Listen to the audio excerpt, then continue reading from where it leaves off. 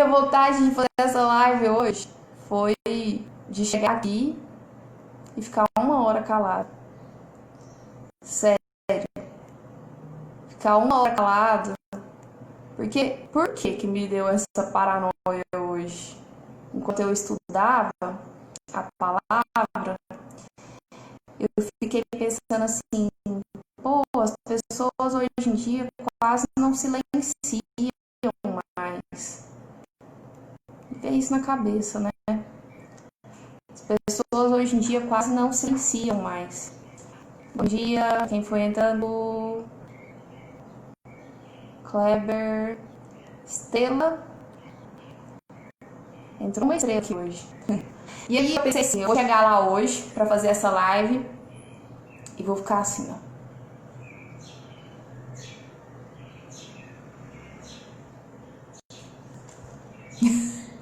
Pensei assim, eu vou chegar lá hoje e vou ficar 1 hora em silêncio. Porque a gente tem tido informação demais e a gente não se analisa. Aqui, ó, a Thali diz, silêncio é muito bom. 5 minutos já te fazem olhar para dentro, acessar dores e respostas. Bom dia, Gleide. Então, assim, eu pra te falar real, assim, eu pensei nisso, mas assim, eu já tinha estudado o conteúdo. 1 hora eu ainda vou fazer isso, gente. Eu vou vir aqui ficar 1 hora em silêncio. Porque ontem eu e a Gleide fez 2 lives, né, Gleide? A gente fez uma live mais específica sobre a questão da prevenção mesmo do câncer de mama e depois a gente fez uma live mais descontraída, mas uma atrás da outra. Inclusive essa da prevenção da mama, se você não assistiu, vale muito a pena assistir. Porque eu, em específico, gente, eu tinha uma certa dificuldade de digerir essa ideia do outubro rosa. É um sofrimento ficar em silêncio. Justamente. E aí, o que acontece? A Gleide esclareceu muito. A Gleide, ela já passou por... Quer dizer, um câncer já passou por ela e foi-se embora. Então, ela passou, assim, a experiência dela na prática, lidando com o câncer de mama. Foi muito boa a live ontem. Ficou salva aí. Se você não assistiu, vale a pena conferir. Vale a pena compartilhar para outras mulheres. Porque essa mentalidade que nós temos, esse mindset fixo, né? Essa mentalidade fixa de que o câncer de mama só atinge mulheres mais velhas, tá errado. É um ledo engano. E essa mentalidade de que tem como a gente driblar o câncer, também de certa forma tá errado. Então a gente tem que ficar atento aos sinais e a gente fez essa live como um alerta, para servir de alerta. Eu achei muito válida. Pessoas já me mandaram mensagem falando que vai fazer um exame de mama. Então, assim, serviu, deu um chacoalho nessas mulheres. Não só mulheres, viu? Porque homens também podem ter câncer de mama. Então, vai lá assistir, porque super compensa. Mas não agora, tá, gente? Depois vocês vão lá assistir. Mas é bom silenciar às vezes, ouvir a própria voz e a voz de Deus. E aí, como eu estava dizendo... ontem a gente fez uma live que foi 2 horas, né, Gleide? E eu cheguei ao ponto de dormir meia-noite. Vocês estão vendo a cara da pessoa aqui, acabada hoje? Fui dormir meia-noite, acordei cedo e tô com a cabeça até assim, ó, desse tamanho.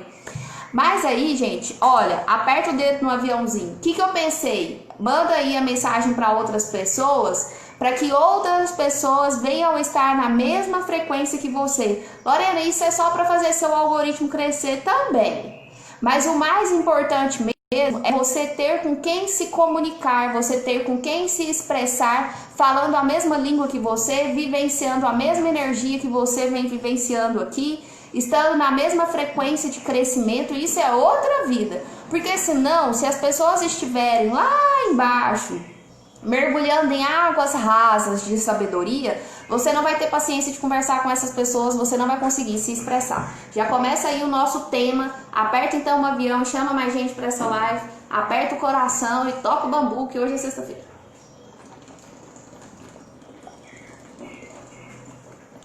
E vou tomar uma água gelada. Vocês não viram, né? A live hoje começou com moda de viola. Você chegou atrasado. Homens que tomam hormônio feminino para transformar o corpo realmente correm risco.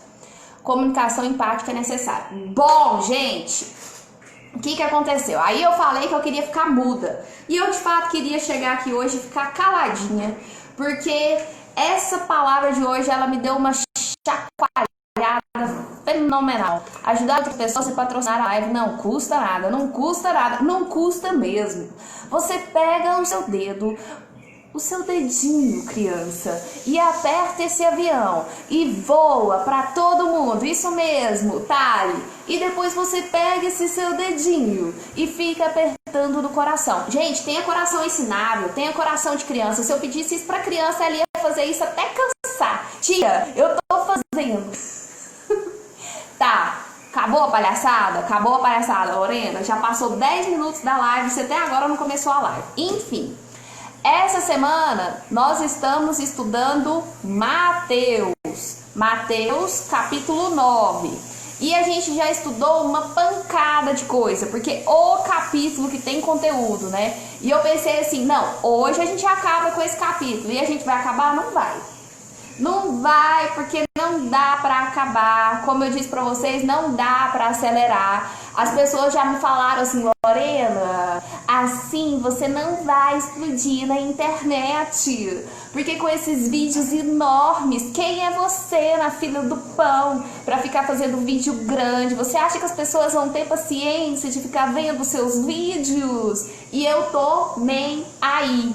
Sabe? Às vezes eu tenho a sensação de que quem não consegue se expressar quer me calar. E eu não vou me calar. E eu vou falar 1 hora. Se você quiser ficar aí comigo, ouvindo eu falar um monte de potoca que seja na sua concepção por 1 hora, você é bem-vindo. Se não, já pode cair fora, porque vai ser 1 hora mesmo, tá ligado? Então bora lá. Estou revoltada. Hoje eu tô revoltada. Tô brincando, gente. Tô revoltada não. Mas é aí, só fazendo uma retrospectiva, porque foram muitas coisas. Bom dia para todos que entraram e bom dia para todos que estão saindo. Fiquem em paz, que o Senhor vos acompanhe. Aqui no capítulo 9 de Mateus, nós já falamos sobre a cura do paralítico em Cafarnaum, que os amigos lá levaram o paralítico até Jesus. Né? 4 amigos levaram esse paralítico até Jesus. Por quê, gente? Porque esse paralítico não ia conseguir caminhar, né? Ele era paralítico. Isso aí. Ih, segura peão. Acho que falou pouco ontem. Eu quase não deixei. A live ontem era contigo, Gleide. Era contigo. E aí, mais adiante, bom dia. O que aconteceu? Hoje aqui é narração de rodeio. Nós estudamos então em Mateus 9, a cura de um paralítico. Depois a gente foi para a vocação de Mateus. Mateus, cobrador de imposto. Jesus falou, bora comigo, meu filho, agora você vai ser meu seguidor. Agora você vai ser meu discípulo. E ele falou, tô aqui, bora. Aí ele foi e fez uma janta para Jesus lá na casa dele, um banquete, porque ele era rico, né? Ele era cobrador de imposto e tal, visto por todos como pecador. Jesus foi, pegou esse homem e falou assim, ó, vamos então para sua casa, chamou a galera, reuniu toda a patotinha ali, e só aquele povo, gente fina, só os fiozinhos de ouro, o povo assim da alta, né? Uns arama, assim, uns políticos, opa, não, imagina, que isso. E aí, o que aconteceu? Eles estão lá se alimentando, aí vem os doutores da lei, os fariseus, saduceus, criticando. Pô, mas esse cara aí, Jesus, tá comendo com os pecadores. Jesus vai e fala, eu não vim pelo são, cara, eu não vim por vocês não, que estão de boa aí, bacana, vocês são bons demais, né? Vocês vivem na lei, vocês são dizimistas, vocês são ofertantes, vocês fazem jejum. Beleza, vocês não precisam de mim. Eu não vim por quem está são, eu vim por quem está doente. Jesus tocou a real, assim. Nossa, gente, depois eu posso fazer isso virar um rap. Aí, Jesus vai e taca essa em cima do povo. Eu vim foi pelos pecadores mesmo. Aí, tá, continuando. Estudo Mateus 9. Jesus continuando a caminhada dele ali. Que caminhada, né? O povo pega e pergunta, a gente tem que jejuar, Senhor? O pessoal tá jejuando, por que a gente não jejua? Porque vocês estão na minha presença, vai chegar o momento que eu não vou estar aqui mais, e aí vocês vão jejuar. Jejuar é interessante? Pra mim, não, eu não preciso que vocês fiquem sem comer, não. Eu preciso que vocês jejuem por vocês, para vocês se limparem, para vocês se purificarem, para vocês prestarem atenção no que entra e no que sai da sua boca, para você prestar atenção nesse alimento. E se você estiver achando que passar fome é bacana, é bonitinho para você, isso não faz diferença nenhuma. Se você resolver comer menos, é interessante que você pegue esse alimento e leve para quem precisa. Entendeu? Aí, o que aconteceu? Jesus falou, o jejum que eu quero, o jejum que faz sentido para mim é ajudar o próximo, é acolher o desamparado, é acolher o marginalizado, é dar fome, é dar alimento a quem tem fome, é dar bebida a quem tem sede, é dar roupas, né, para quem tá nu, é abrigar o aflito, é consolar as pessoas, não é ficar, eu estou em jejum.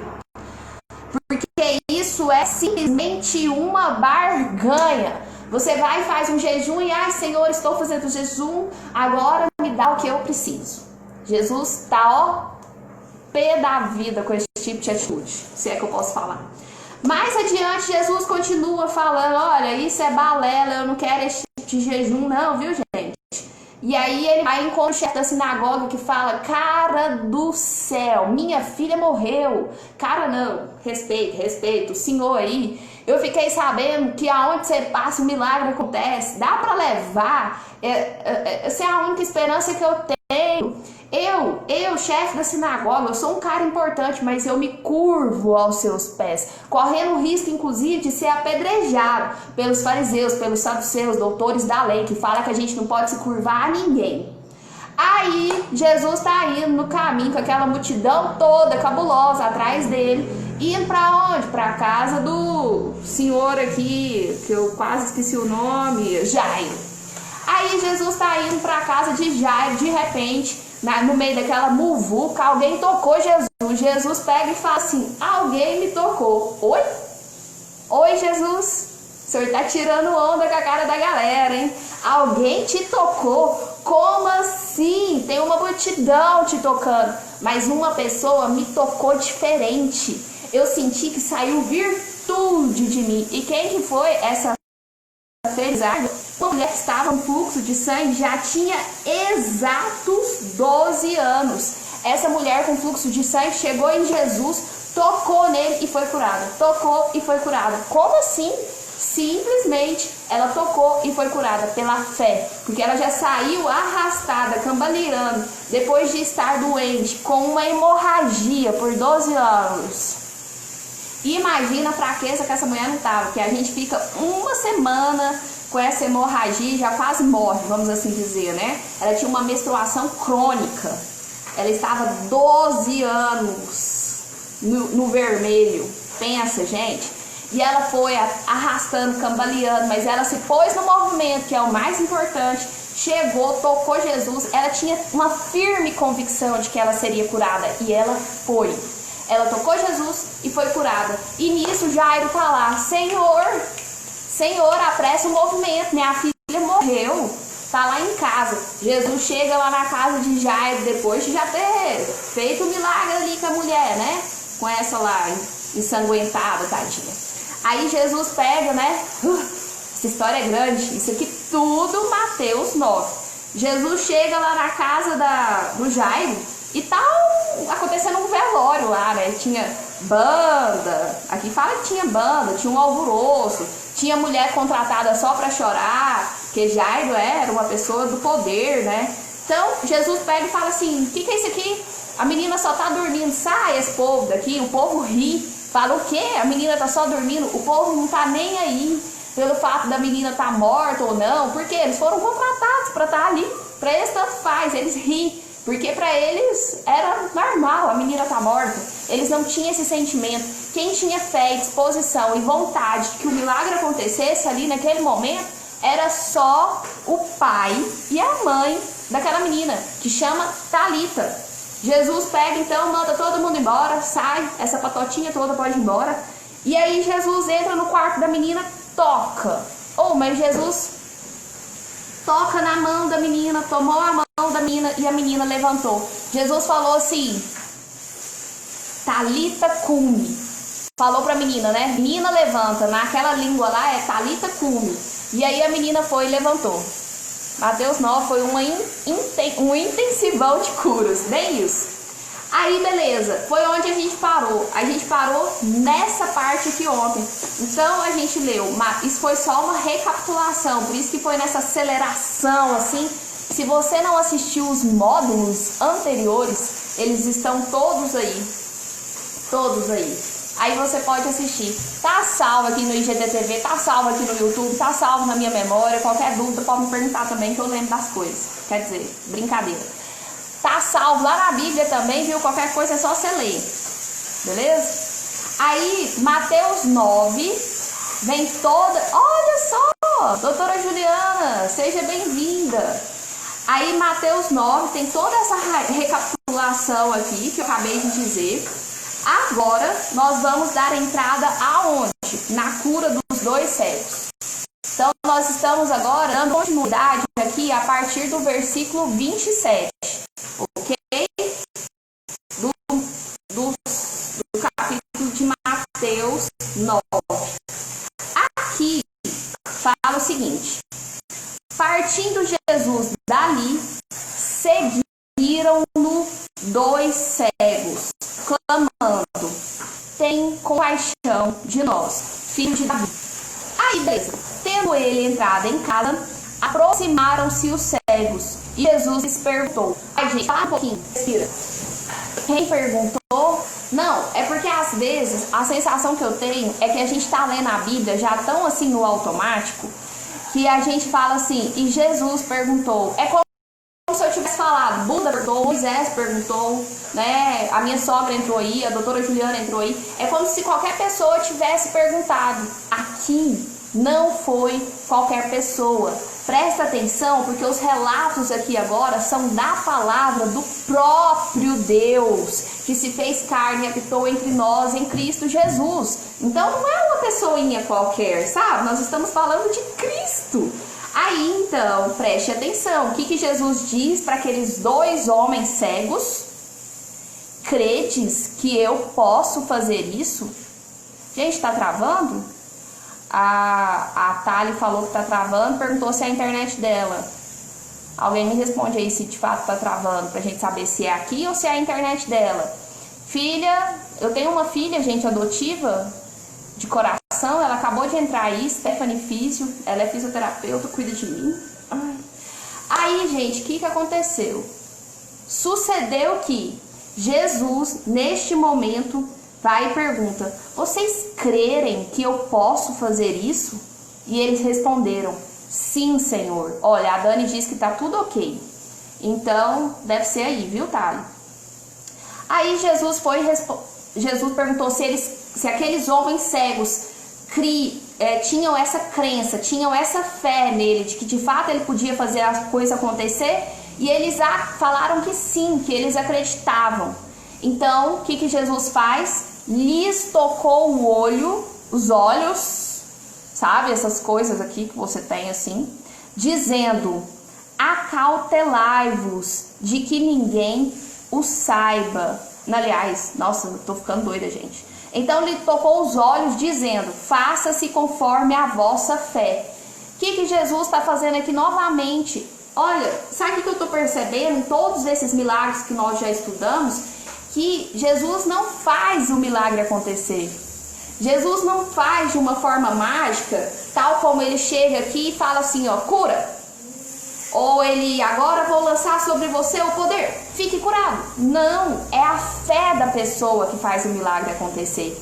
Além do movimento da pessoa. Então, o agir, a ideia da palavra oração, do oração ser orar mais ação, você se colocar nesse movimento. Esses cegos se aproximaram de Jesus e Jesus pergunta se eles creem. Vocês creem que podem ficar curados? E eles disseram que sim. Então Jesus vai e toca os olhos dele, mas fala que seja feito conforme a vossa fé. Se eles não tivessem fé, eles seriam curados? Não seriam. Mesmo Jesus tocando eles, porque é conforme a vossa fé, é a medida da vossa fé. E aí, o que aconteceu? Esses homens abriram os olhos. Jesus, porém, os advertiu severamente, dizendo: acautelai-vos de que ninguém o saiba. E saindo eles, porém, divulgaram-lhe a fama por toda aquela terra. Gente, eu acho muito engraçado, porque, assim, com todo respeito, né? Eu não vou mentir para Jesus, mas a sensação que eu tenho é que Jesus fazia marketing inverso. Ele fala, não conte para ninguém. E o ser humano é assim, você fala, não conte para ninguém, é aí que o povo conta mesmo. Então, às vezes, eu penso que aqui Jesus já usava marketing. Quer dizer, Jesus já usava, não. Às vezes eu penso que Jesus criou o marketing, né? Aqui, já desde o começo. Ele fala, não conta pra ninguém. Ele já sabe que o povo é fofoqueiro. Ele já sabe que se falar isso aí que o povo fala mesmo. E aí a fama de Jesus se espalhou. A ideia, gente, a história era que a fama de Jesus se espalhasse mesmo. Ou ainda é. Inclusive, eu vou contar pra vocês, não fala pra ninguém. Não fala pra ninguém que eu tô aqui, sabe? Fazendo essas lives, que assim, a minha ideia não é espalhar. Não fala pra ninguém, não. Guarda isso aí pra você, viu? Aí, o que aconteceu? Aqui, a fé desses homens movimentou. O livre-arbítrio. É preciso querer e crer, a Gleide disse. Então, é isso mesmo, é esse movimento da fé, de se colocar à disposição. Olha, se a gente for analisar todos os milagres que aconteceram aqui, o paralítico ele foi levado pelos seus amigos até Jesus. Mateus, Jesus foi atrás dele, era discípulo. Mas depois aqui a gente fala sobre o Jairo e a sua filha. O que aconteceu? Ele foi atrás de Jesus. Antes disso a gente tinha visto sobre a cura do centurião, a gente tinha visto sobre a cura da sogra, a gente tinha visto sobre a cura do leproso, aqui a gente viu sobre a cura da mulher com fluxo de sangue. Todas essas pessoas, elas se colocaram ao caminho de Jesus. Elas se colocaram ao encontro de Jesus e elas acreditavam que Jesus iria curar elas. E aí elas chegam diante de Jesus falando que elas querem ficar curadas e Jesus pergunta se elas acreditam. Então elas sempre têm que falar se tem fé, e é a fé delas que os cura. Eu achei muito bonito porque aqui em relação a essa mulher que Jesus curou, Jesus vira para ela, para essa ensanguentada aqui, Jesus fala para ela, a tua fé te salvou. Então é a fé da pessoa que tem movido as montanhas, que tem feito o milagre acontecer. Mais adiante, que a gente vai entrar no tema mesmo da live de hoje, porque eu falei, aí ó, perguntei para vocês, você tem conseguido se expressar? Mais adiante a gente entra nessa questão aqui, a cura de um mudo endemoniado e a blasfêmia dos fariseus. Ao retirarem-se eles, foi-lhe trazido um mudo endemoniado. Olha, quem que saiu? Os cegos saíram e agora foi trazido para Jesus, trazido. Presta atenção, tá escrito aqui assim, desse jeito mesmo, trazido. Um mudo endemoniado. E expelido o demônio, falou o mudo. E as multidões se admiravam, dizendo, jamais se viu tal coisa em Israel. Mas os fariseus, ô Senhor, eu não queria ficar com raiva, mas eu já tô com raiva desses fariseus. Mas os fariseus murmuravam, pelo maioral dos demônios é que ele expele os demônios. Oh, Jesus, como o Senhor tinha paciência, né? Gente, Deus, Jesus, eles são tão amorosos, porque se fosse a gente, tinha fulminado esse povo já, esses fariseus aqui dessa história. Porque, ô povo impetulante, absurdo. Tá, antes de começar essa parte, vou tomar um pouquinho de água aqui.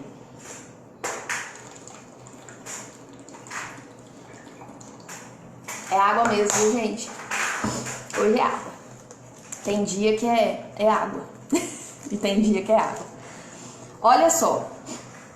Primeira coisa que a gente vai analisar nisso aqui. Deixa eu ver como é que eu falo aqui pra vocês. Ah, acho que é nessa hora que eu fico muda o resto da live. Porque olha só.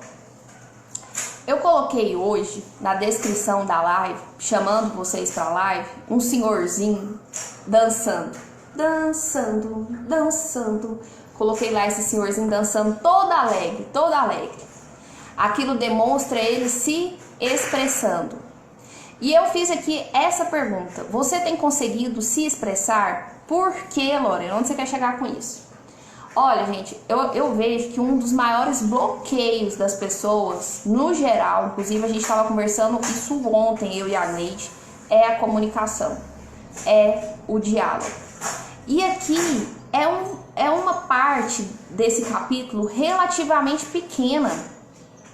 Aqui nós vamos falar do versículo 32 ao 34 agora, e vocês vão ver que daria pra gente falar 1 ano, se quisesse, sério. Porque ao retirarem-se eles, retirou os cegos, foi-lhe trazido um mudo. Olha, nesse primeiro ponto aqui, foi-lhe trazido um mudo. Por quê que foi trazido um mudo ao Senhor? Todas as outras expressões que nós vimos aqui, a maioria delas, na verdade, as pessoas vão até o encontro de Jesus, acontece esse movimento de Jesus perguntar o que elas querem, elas responderem e elas serem curadas pela fé. Nesse caso aqui é um mudo. E ele, além de ser mudo, ou seja, não vai ter como ele responder e nem sequer pedir o que ele quer falando, ele ainda foi levado por outras pessoas, foi-lhe trazido. Beleza, o paralítico ter sido levado, normal, né, gente? Ele não andava. Mas por que o mudo foi levado? Para pensar nessa palavra aqui, que eu até sublinhei aqui, ó, trazido. Por que esse mudo foi levado até Jesus e ele era considerado endemoniado? Será que era demônio mesmo? Aí a gente vai entender um pouco. Eu fiquei lendo isso aqui, gente, e lembrando de mim mesma, da minha adolescência. Vou contar um pouco da minha história. Eu morei com a minha mãe até os 8 anos de idade. Eu nasci em Porá.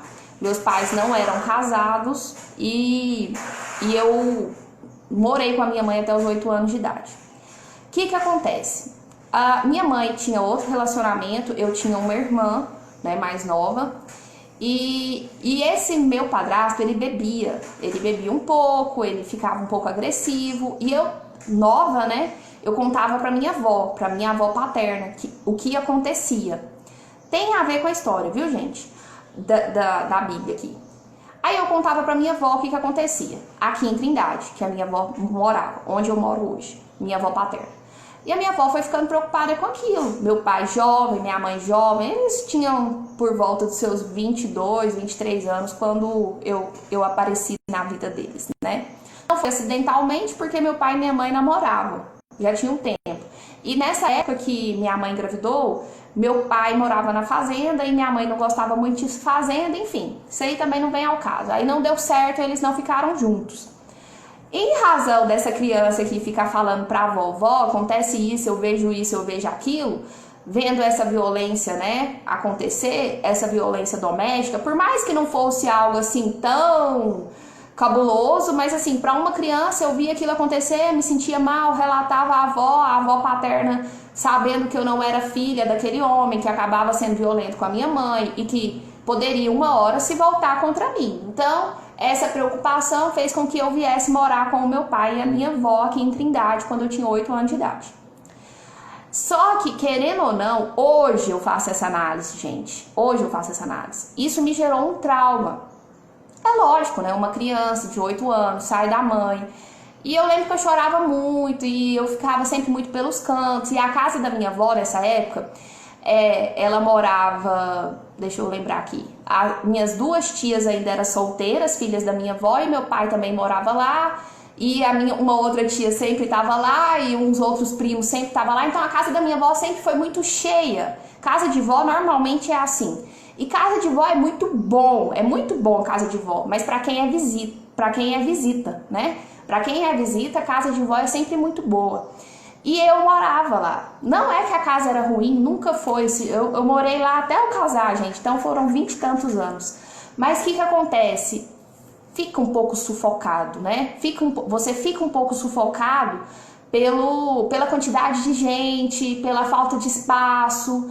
E meu pai sempre trabalhando muito e quase não parava em casa. Então, assim, a minha avó assumiu a responsabilidade, vamos assim dizer, de pai e mãe para comigo, mas ainda tinha as filhas, mas ainda tinha os netos e a família grande.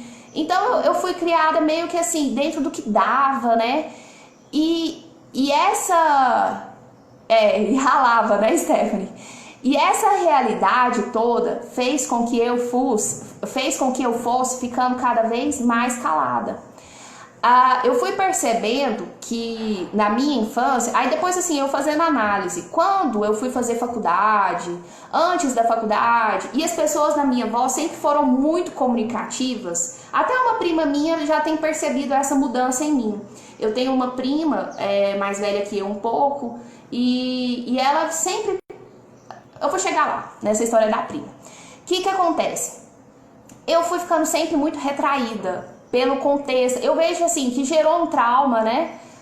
Nessa infância, não deixa de ter gerado um trauma. Eu mudei de escola e os amiguinhos da escola eram totalmente diferentes. Eu não era uma criança bonita, eu era uma criança gordinha, eu era uma criança mais calada, mais retraída. Então, assim, isso me fez ficar cada vez mais calada.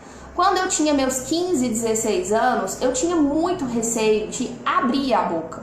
E eu não gostava de conversar. E eu não gostava que as pessoas nem sequer olhassem nos meus olhos. Eu ficava incomodada, porque eu tinha receio que as pessoas chegassem, olhassem nos meus olhos e percebessem a dor que existia dentro de mim. Eu tinha esse receio, porque na verdade existia muita dor.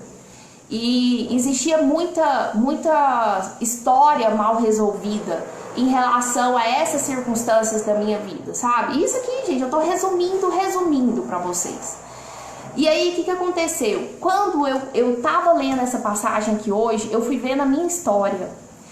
Porque eu lembro que os meus tios, a família inteira, sempre comunicava, as pessoas estavam ali conversando e eu estava ajudando a minha avó. Minha avó também sempre foi muito calada. Então, assim, como a casa era sempre muito cheia, eu sempre estava ali naquela atitude de ajudar a minha avó, a organizar as coisas, a serviçal, sabe? E ajudando todo mundo e tal. E aí as pessoas começavam a conversar, eu ia pro meu quarto. Então eu me isolava. Eu comecei a perceber com muita clareza isso aqui que aconteceu na minha vida, de ir me emudecendo. Olha o lado bom. Ó, nossa, Lorena, graças a Deus tu superou tudo isso. Não, igual eu tô falando, isso aqui é por alto. Olha o lado bom disso. Você era calada, então era observadora e aprendeu com os outros comunicadores da família. Hoje venceu o bloqueio da dor de falar e creio que é uma ótima comunicadora. Me identifico. Olha, o que aconteceu? A história. Eu tive tudo isso, né, com a família. Aí eu não gostava, gente, eu tinha uma impetulância de ouvir as pessoas brigando, ou que seja alterando um pouco mais a voz. Eu não gostava de conversar, eu não gostava de ouvir. Eu era totalmente avessa, tanto que eu lembro que às vezes eu falava assim pra minha avó: ai, vó, sabe quando eu tenho comida no prato e ir pro meu quarto, porque eu não queria ouvir as pessoas conversando, porque aquilo que elas falavam não me interessava, porque aquilo que elas falavam eu não queria conversar, porque eu não queria ouvir, e isso eu era adolescente. E quantos adolescentes a gente não vê dessa forma? De não quererem ouvir seus pais, de serem avessos, de querer estar com o ouvido no mudo, e só que a gente não para observar o que está por trás disso, né? Assim, eu hoje pensando assim, a postura que um pai deveria ter, a postura que uma mãe deveria ter, de parar para analisar por que esse cidadão está desse jeito. Se existe um trauma, o que tem feito essa pessoa não querer falar? O que tem feito essa pessoa não querer ouvir? Porque não é natural, gente. Não é natural uma pessoa não querer falar. Não é natural uma pessoa não querer ouvir. Se ela chega a esse ponto, é porque alguma coisa aconteceu. Algum trauma. Eu lembrei até de uma amiga nossa do grupo que falava que a filha era muito calada e depois descobriu que a filha tinha passado por um abuso. Então, alguma coisa tem, porque Deus nos fez essencialmente comunicantes. Deus fez tudo, Deus criou tudo no falar. Deus criou tudo no falar, então Ele nos fez essencialmente falantes. Se a gente se cala, se a gente não tem mais expressão, porque, gente, não era só falar. Eu também não tinha muita expressão mais. Eu tava assim, ai, sabe? Que fardo, que canseira, que é viver. Eu tive uma fase assim. E eu lembro que eu cheguei a comunicar isso com meu pai uma vez. Que eu tava de saco cheio. Teve uma época que eu tive que cuidar do meu irmão, que não foi brincadeira. Meu irmão foi morar com a gente, minha avó vivia na fazenda, meu pai vivia trabalhando, eu era adolescente, tinha que fazer faculdade. Na época eu estagiava e tinha que cuidar do meu irmão. E meu irmão, filho de outra mãe. Aí eu falava assim, caramba, olha a minha idade. Eu tinha que cuidar do meu pai, eu tinha que cuidar do meu irmão, assim, de ter responsabilidade dentro de casa. E eu tava, assim, esgotada, e eu não aguentava mais. Eu tava no meu limite. E aí um dia, eu de madrugada, eu lembro que eu conversava muito pelas redes sociais. Gente, bendito seja o Messenger. Bendito seja o Messenger. Que muitas pessoas conversavam comigo e eu passava toda aquela insatisfação minha, todas aquelas angústias minhas para outras pessoas e que eu nem sei quem eram. E que poderiam até usar isso contra mim. Poderia ser até perigoso. Mas olha, eu tô falando isso para vocês saberem como lidar com os seus filhos. Sabe, eu ainda comentei isso ontem com a Gleide. Às vezes uma questão mal resolvida em você é o que vai gerar cura nas outras pessoas. Isso é uma questão mal resolvida na minha vida, relacionada aos afetos que hoje, graças a Deus, eu tenho superado e cada dia acredito que eu vou superar mais, mas que pode estar gerando cura na vida de outras pessoas. Então, assim, eu comunicava e um dia de madrugada, eu comunicando ali no Messenger. Depois que eu chegava da faculdade, eu ainda ia pro Messenger, ficava conversando com um e com o outro. Gente, eu filosofava. Eu gostava de falar da vida, eu gostava de observar as pessoas. Eu percebia, uma coisa que a Tari disse, eu percebia o movimento de todos naquela casa. Eu sabia quando um tava triste, eu sabia quando um tava alegre, eu sabia quando um problema acontecia. Só que, ó, de boca calada. Eu sabia quando era o momento de ficar triste, eu sabia quando era o momento de ficar alegre, eu sabia quando era o momento que eu tinha que me calar, porque o clima estava pesado. Então, assim, eu tive essa postura muito observadora. Eu era caçoada, o gato comeu sua língua. Não gostava de conversar, era gordinha, óculos, tímida, mais adulta. Quando comecei a falar com as terapias, fui do 8 pro 80 até buscar o equilíbrio. A Thali disse. Então, o que aconteceu? Lorena, tô me vendo muito no seu depoimento. Meu pai, nessa época, eu fui e falei assim, pai, eu tô ficando depressiva. Eu lembro exatamente. Eu tinha, sei lá, uns quase 18 anos já nessa época, eu acho. E aí meu pai falou assim, você tá ficando depressiva? Nossa, que dó de você, Lorena. Eu lembro direitinho do meu pai falar desse jeito comigo.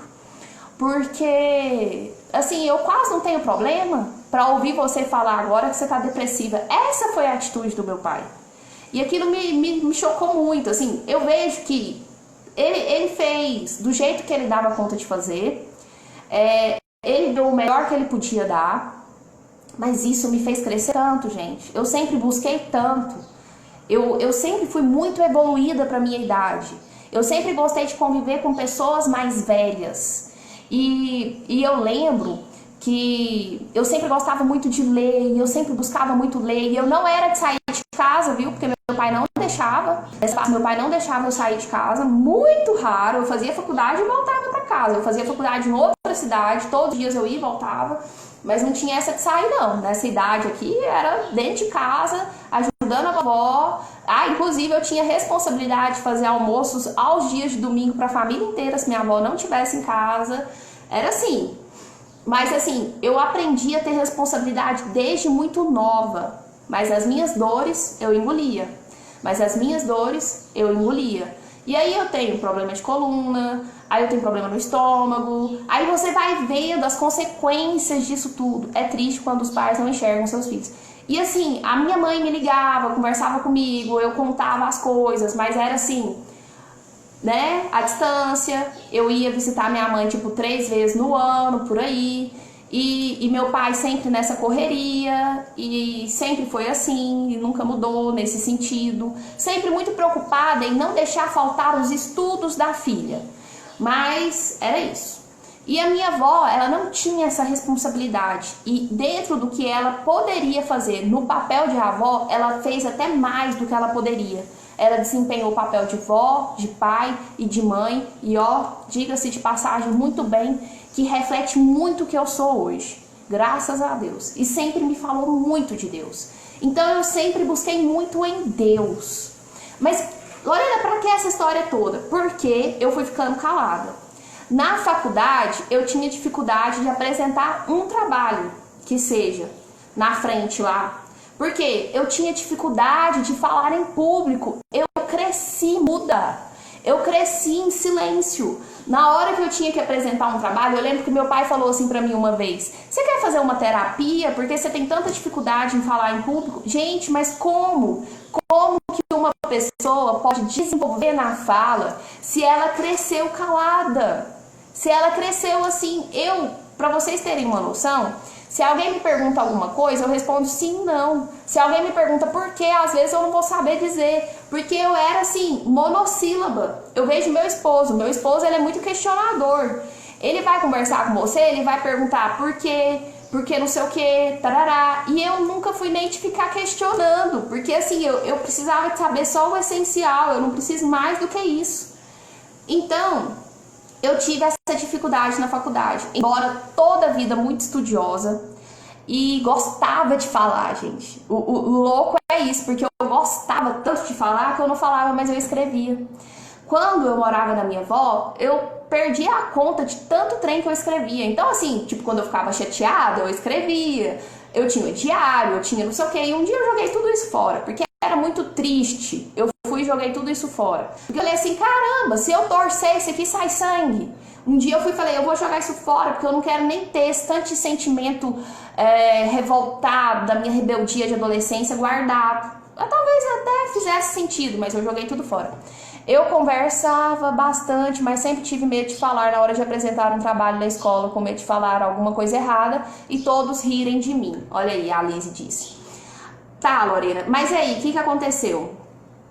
Eu apresentava com muita dificuldade, eu me formei em Direito, eu queria ser juíza, queria fazer magistratura. Pensei assim, caramba, mas eu não vou passar no concurso para juíza porque tem prova prática. E essa prova prática, ela é oral, e eu não vou me apresentar. Não, então eu não vou ser mais juíza. Então eu tenho que fazer alguma coisa que eu fique por trás dos bastidores. O que eu gosto de fazer? Ah, não, eu vou ser analista. Eu vou ser analista de tribunal, então eu vou estudar para concurso. Cara, mas eu tenho que me manter, então eu vou advogar. E aí eu comecei a advogar, só que detalhe, para advogar você tem que estar à frente. Para advogar, você tem que defender seu cliente. Verdade, o seu centro estava desequilibrado, isso refletiu no seu corpo, sua coluna, isso afeta o corpo, vai somatizando, gastrite, outras doenças, corpo afeta a mente afeta o corpo. Não, e detalhe, aí tipo, eu sempre fui muito esquisita assim, em termos de saúde, labirintite, tonteiras, estômago, alergias. Não, vocês imaginaram, eu vivia no hospital, até os médicos... Até médico já virou pra mim e falou: o que você fez com a sua coluna? Na minha idade. O médico ficou assim, já aconteceu de médico questionar o que eu fiz com a minha coluna. E eu falei assim pra ele: doutor, muita estripulia, muito nova. Ele falou assim um dia: você tinha que processar a sua família. Eu falei assim: não, doutor, assim, não foi por maldade, mas é porque menino também, né? Tipo, eu pegava muito os meus primos, ajudei, né, minha avó a olhar os primos, aí pegava peso, aí fazia uma coisa e outra, enfim. O médico chegou a falar isso pra mim um dia. Ai, cada coisa. Mas, enfim, eu comecei a advogar, eu tinha receio também de falar em público. Gente, me dava uma tonteira, me dava um desespero antes de fazer as audiências. Eu me sentia mal, eu ficava com a cabeça pesada, eu tremia, tarará. Aí eu descobri que eu tinha tremor essencial. Aí eu fui num médico para descobrir por que eu tinha tontura. Ao que tudo indica, aquilo era psicossomático, ao que tudo indica, aquilo era psicológico. E o médico me receitou remédio para ansiedade. E eu comecei a tomar remédio para ansiedade. deu uma aliviada, deu uma melhorada, comecei a advogar e tarará, e aí as coisas fluíram. Mas a Lorena se desprendeu totalmente? Não. A Lorena casou. A Lorena casou, e quando ela casou, eu advoguei por um tempo e tal, foi tranquilo. Muita coisa passou, muita coisa disso aí passou, assim, desses receios de público, né? A advocacia acabou me fazendo enfrentar esse medo do público. A Lorena casou, e aí o que acontece? Eu cheguei na casa onde hoje eu moro com o meu esposo, me sentindo na casa da minha avó, como se eu fosse dona de um quarto, como se eu tivesse um cômodo da casa para ficar à vontade. Eu não ficava à vontade na minha própria casa.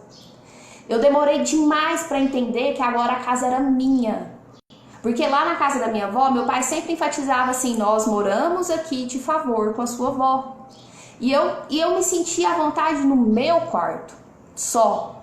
E aí quando eu casei, gente, eu demorei um ano para me situar, para me encontrar aqui em casa. E eu ficava calada, e eu tinha dificuldades, e eu não me encontrava, e eu passei por tudo isso assim.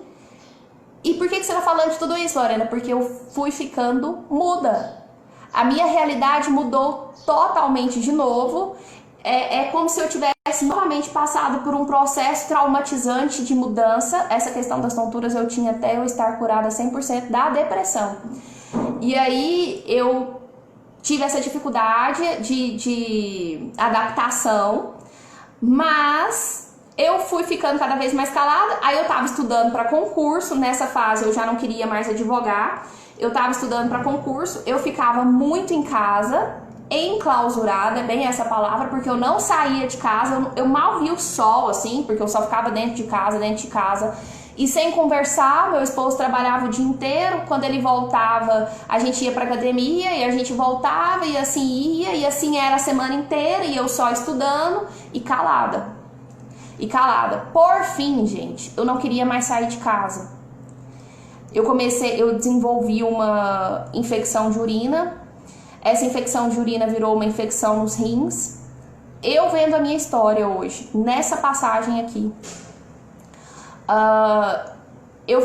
me deu uma tonteira muito forte, que eu acredito que tenha sido um trauma, assim, que eu achei que eu ia desmaiar, eu achei que eu tava morrendo, E aí eu fiquei com essas tonteiras, gente, quase 2 anos. Depois que eu casei, que já tinha 1 ano de casada, eu passei por esse processo de tonteiras quase 2 anos. Hoje eu ainda tenho um pouco, muito pouco, mas tenho. E eu fui em vários médicos, e eu não queria mais sair de casa, porque eu pensava, se eu sair de casa, eu vou ficar tonta, eu vou passar mal, Então eu só queria ficar em casa. Eu falava assim pra minha avó: eu tô torcendo pro mundo acabar em barranco, que era pra mim ficar encostada, porque era a única forma que eu me sentia segura. E a Lorena calada. E eu não queria mais conversar com ninguém, eu não queria ouvir ninguém, e eu não queria ver luz, e eu não queria ouvir som. E eu fui em vários médicos e não descobri o que estava acontecendo comigo. Fui em vários médicos, várias pessoas falaram: é uma coisa, é outra, é uma coisa, é outra. E por fim, ano passado, no final do ano, aliás, esse ano, no começo do ano, eu encontrei um médico, uma médica, que falou: isso é uma enxaqueca. E me passou um medicamento, porque minha cabeça enjoava, doía, e meu estômago também embrulhava. E aí o que aconteceu?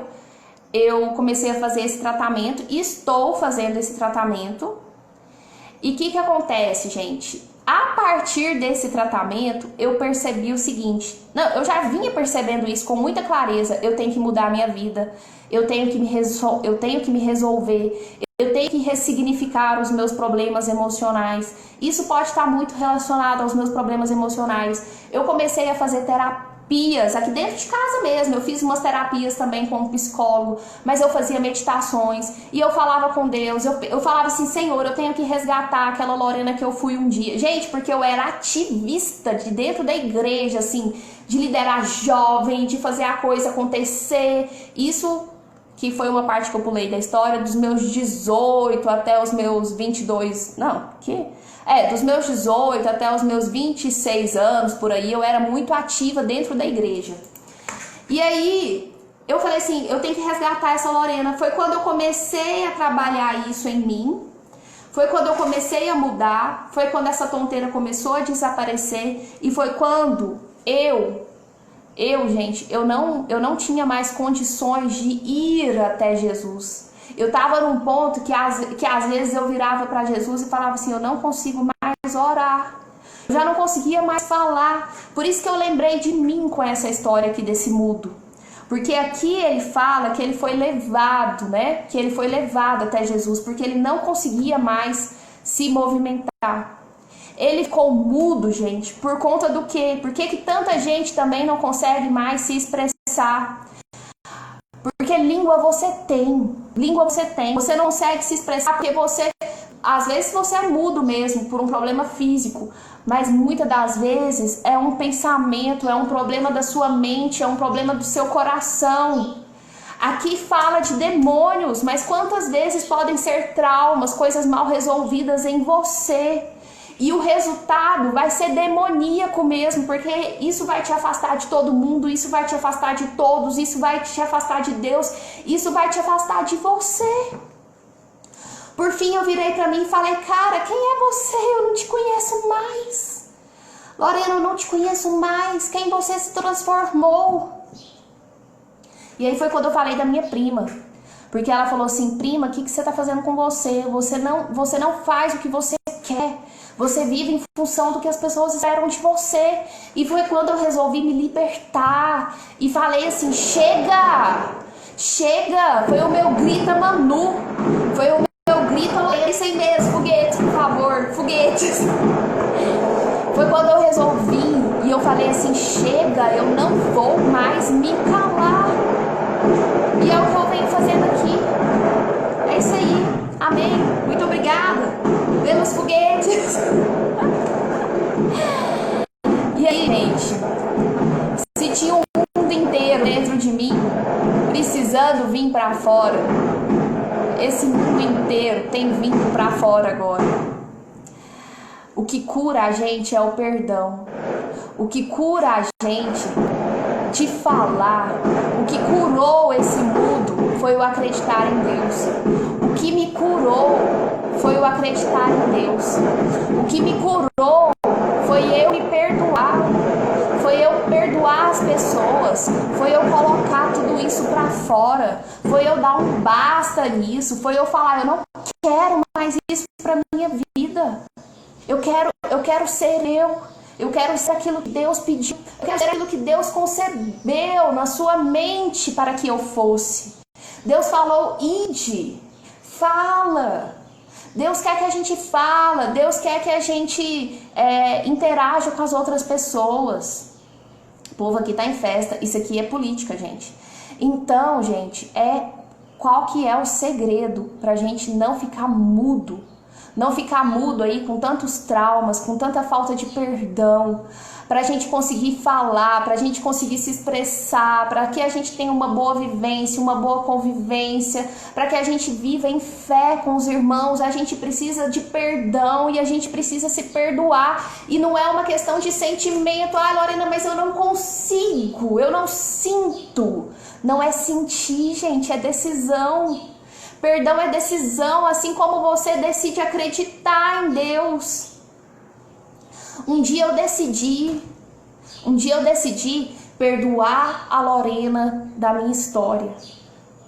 Um dia eu decidi, chega, eu quero agora fazer diferente. A minha existência vai ser diferente. Mata dentro de você essas vontades que só te fazem escurecer, que não te deixa resplandecer. Mata de dentro de você todas essas impurezas, lança tudo isso para fora, que a cura vem. E no instante que você fala, e no instante que você coloca para fora, a cura vem. Você abre espaço, e esse espaço vai ser preenchido por Deus dentro do seu coração. Se o que você tem aí dentro for culpa, coloca pra fora.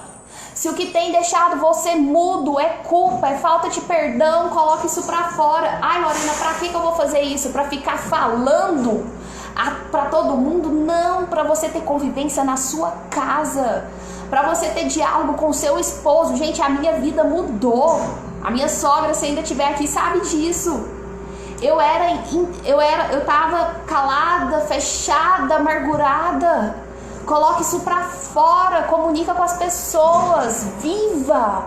Vai ver o sol se coloca pra fora todas as manhãs. Se coloca pra fora também, fica livre, se cure. E para isso você só tem que acreditar em Jesus. Só tem que acreditar em Jesus e liberar perdão para sua vida. Gente, não deu para falar tudo que eu queria, mas é isso.